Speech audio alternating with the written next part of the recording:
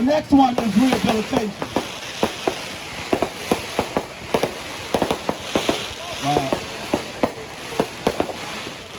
Rehabilitation. Everybody say rehabilitation. Rehabilitation deals with the psychological and social and well-being of a people. One of the things that we recently learned about in the reparations movement is something called transgenerational epigenetics. Everybody say transgenerational epigenetics. What is that, Jamoke? What that means is that if my great-great-grandfather witnessed a lynching, he's traumatized by witnessing that lynching. And we were all traumatized when we saw what happened to George Floyd, right?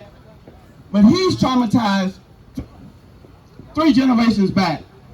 It impacts his genes. He passed that on to his father, to his son, passed it on to his son, passed it on to me.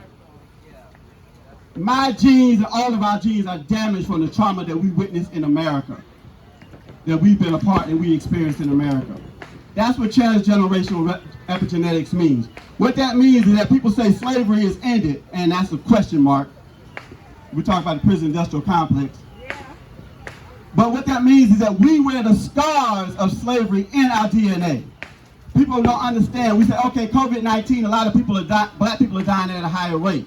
Well, why is that? Well, we have pre-existing conditions. But why is that? That's the next question. Why are we have a higher rate of diabetes and all these other things that they say cause you to die from COVID-19? That goes back to what I just told you, transgenerational epigenetics. Our system and our immune system has been weakened over generation, over generation, over generation, in addition to us not having the money to go and get health care and those things that we need, right? The last one is satisfaction. Everybody say satisfaction.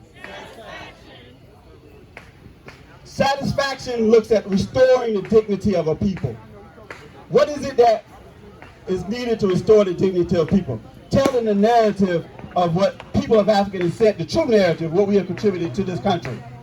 We passed traffic lights all along the way. There wouldn't be a traffic light if it wasn't for a brother named Garrett Morgan, an African-American inventor. We could do a whole class, a whole month-long class on African-American science and invention. That's one part of the contribution.